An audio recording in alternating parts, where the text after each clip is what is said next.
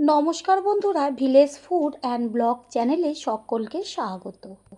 আজ শেয়ার করব কাঁকরোল দিয়ে ডিমের একটা নতুন রেসিপি, যেটা দিয়ে নাকি গরম গরম ভাত, রুটি, লুচি, পরোটা সমস্ত কিছুর সাথে খেতে লাগবে অসাধারণ। তাহলে রেসিপিটি কি করে তৈরি করব সেটাই দেখে নেওয়া যাক।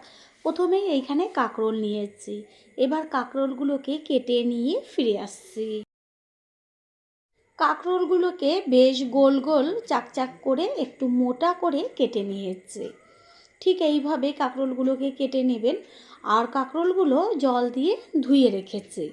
এবার এর মধ্যে আমি লবণ আর হাফ চা চামচ পরিমাণ হলুদ গুঁড়ো দিয়ে ভালো করে মাখিয়ে 5 মিনিট মতো রেস্টে রেখে দেব।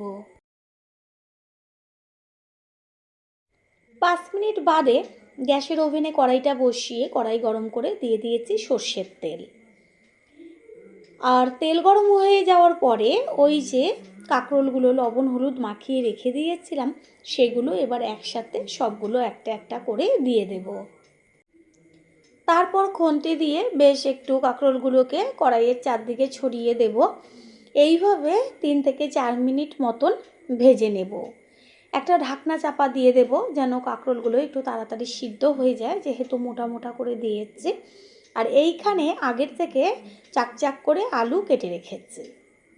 3-4 মিনিট বাদে ঢাকনাটাকে সরিয়ে দিয়ে এবার কাঁকরোলটাকে খুন্তি দিয়ে একটু উল্টে দেব, ওপরের পিঠগুলো সুন্দরভাবে ভাজা হবার জন্য।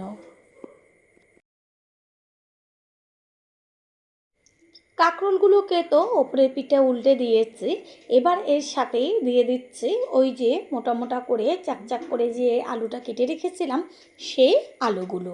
আপনারা চাইলে যারা আলু খেতে চান না বা খাওয়া বারণ, তারা আলুটাকে স্কিপ করে শুধু কাঁকরোল দিয়েই রেসিপিটি তৈরি করবেন।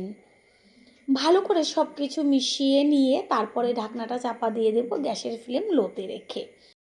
দেব লবণ আর হলুদ গুঁড়ো, কারণ আলুর মধ্যে আমি আগে থেকে লবণ হলুদ মাখিয়ে রাখিনি, কাঁকরোলে মাখানো আছে। আর লবণ আর হলুদটা দিয়ে এবার সবটা একসাথে মিশিয়ে নিয়ে ঢাকনাটা চাপা দিয়ে দেব 5 থেকে 6 মিনিট মতন।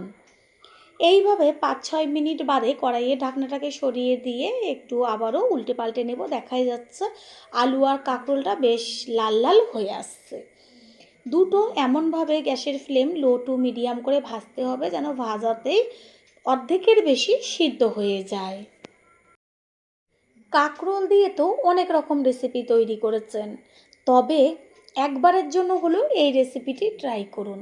আমি গ্যারান্টি দিয়ে বলতে পারি, একবার খাবার পরে বাড়িতে কাঁকরোল আসলে পরে এই রেসিপিটাই তৈরি করবেন। আলু আর কাঁকরোল দুটোই খুব সুন্দরভাবে ভাজা হয়ে গেছে, কত সুন্দর লাল লাল হয়েছে। এগুলোকে কড়াই থেকে তুলে নেব আর এইভাবে লাল লাল করে ভাজতে হবে। কড়াইয়ের মধ্যে দিয়ে দিচ্ছি সর্ষের তেল। প্রথমে তো ভাজার সময় একদম অল্প পরিমাণ তেল ব্যবহার করেছি। তেলটা গরম হলে দিয়ে দিচ্ছি 1 চা চামচ পরিমাণ সাদা জিরে। ফোড়নটাকে ভালো করে ভেজে নেব। আর ফোড়নটা ভাজা হয়ে গেছে, এই পর্যায়ে এর মধ্যে দেব কুচিয়ে নেওয়া পেঁয়াজ। পেঁয়াজ তাড়াতাড়ি মজে আসার জন্য দিয়ে দিয়েছি পরিমাণ মতন লবণ। লবণটাকে মিশিয়ে নেব। পেঁয়াজটা ভালোভাবে ভাজা হতে থাক। পেঁয়াজ অর্ধেকটা ভাজা হয়েছে, একটা হালকা কালার এসছে। এই পর্যায়ে এর মধ্যে দিয়ে দিচ্ছে 1 চা চামচ পরিমাণ রসুনের পেস্ট আর 1 চা চামচ পরিমাণ আদার পেস্ট। আদা আর রসুন ভালো করে পেঁয়াজের সাথে মিশিয়ে নিয়ে গ্যাসের ফ্লেম লোতে রেখে ভেজে নেব। পুরনো বন্ধুদের সবসময় আমাদের পাশে এইভাবে ভালোবেসে থেকে এগিয়ে নিয়ে যাবার জন্য অনেক অনেক ভালোবাসা। আদা আর রসুনের সুন্দর একটা গন্ধ বেরোচ্ছে, এই সময় এর মধ্যে দিয়ে দিচ্ছে 1 চা চামচ ধনের গুঁড়ো, 1 চা চামচ পরিমাণ হলুদ গুঁড়ো, 1 চা চামচ পরিমাণ জিরের গুঁড়ো, আর দেব ঝালের জন্য কাঁচা পাকা লঙ্কা চিড়ে, যে যেমন ঝাল খাবেন সেই অনুযায়ী দেবেন। দেব হাফ চা চামচ পরিমাণ কাশ্মীরি লঙ্কার গুঁড়ো। মশলা যেন পুড়ে না যায় সেই জন্য দিয়ে দেবো হাফ কাপ পরিমাণ জল। জলটা দিয়ে সব কিছুর সাথে মিশিয়ে নিয়ে গ্যাসের ফ্লেম লোতে রেখে ভালোভাবে কষিয়ে নেব।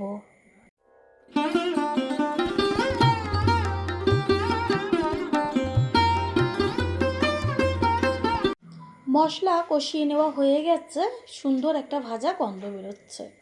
এই পর্যায়ে এর মধ্যে দিয়ে দেব আমি আগে থেকে যে ডিমটা ভেঙে রেখেছিলাম সেই ডিমটা। ডিম দেওয়ার পরে খুন্তি দিয়ে ভালো করে ডিমটাকে ভেঙে চুড়ে দেব। ভুজিয়া যেমন তৈরি করে ঠিক সেরকমভাবে তৈরি করতে হবে। পুরো মশলার সাথে ডিমটাকে মিশিয়ে নিয়েছে, সুন্দর বেশ ভাজা ভাজা হয়েছে। প্রথমবার যারা আমাদের চ্যানেল ভিজিট করছেন তাদের আন্তরিক শুভেচ্ছা ও অনেক ভালোবাসা। আমাদের রেসিপিগুলো যদি ভালো লেগে থাকে সাবস্ক্রাইব করে দেওয়ার অনুরোধ রইল ও পাশে থাকা বেল আইকনে ক্লিক করলে পরবর্তী ভিডিওগুলো সবার আগে আপনাদের কাছে পৌঁছে যাবে। ডিমটা ভেজে নেওয়ার পরে আলু আর কাঁকরোলগুলো যে ভেজে রেখেছিলাম সেটাকে এর মধ্যে দিয়ে ভালো করে সম্পূর্ণটা খুন্তি দিয়ে মিশিয়ে নেব। এরপরে দিয়ে দেব সামান্য একটু জল। এখানে আমি হাফ কাপ মতন জল দিয়েছি, বেশি জলের কোনো রকম প্রয়োজন নেই। জল না দিলেও হতো, জলটা দেওয়ার কারণ হচ্ছে বেশি একটু মাখা মাখা হবে, সেইটাই বেশি টেস্টি লাগবে খেতে। আবারও বলছি জল কিন্তু বেশি দেবেন না, হাফ কাপ মতন জল দিলেই হয়ে যাবে। গ্যাসের ফ্লেম একটু হাই করে দেব, তারপরে গ্যাসের ফ্লেম লোতে রেখে ঢাকনা চাপা দিয়ে দেব।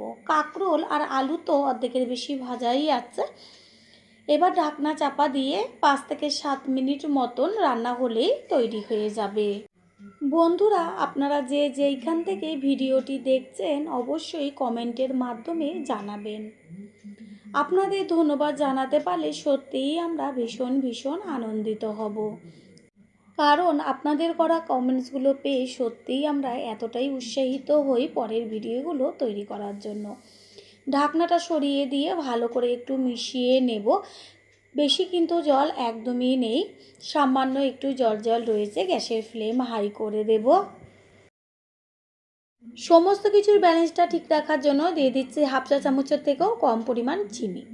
চিনিটাকে মিশিয়ে নিয়ে তারপরে একটু কাঁকরোল আর আলু খুন্তি দিয়ে ভেঙে চুড়ে দেব।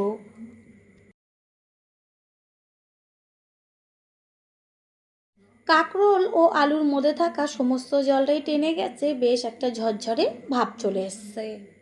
এবার এর মধ্যে দিয়ে দেব হাফ চা চামচ পরিমাণ গরম মশলার গুঁড়ো। গরম মশলার গুঁড়োটাকে মিশিয়ে নেব। রেসিপি একদম তৈরি হয়ে গেছে। এবার দিয়ে দেব 1 চা চামচ পরিমাণ গাওয়া ঘি। ঘিটাকে মিশিয়ে নেব। অবশ্যই গরম মশলা আর ঘি দেবেন।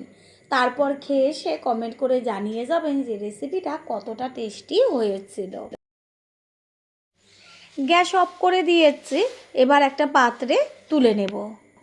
তৈরি হয়ে গেল আজকের রেসিপি। আশা করি রেসিপিটি ভালো লাগলো, আর যদি ভালো লেগে থাকে একটা লাইক, কমেন্ট, পারলে একটা শেয়ার করে অবশ্যই জানাবেন। আপনাদের করা একটা কমেন্টস ও লাইক আর শেয়ার আমাদের কাছে অনেক অনেক গুরুত্বপূর্ণ।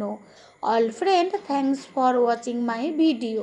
আপনারা সকলে ভালো থাকবেন, সুস্থ থাকবেন। আবারও দেখা হবে অন্য কোনো রেসিপির এপিসোডে।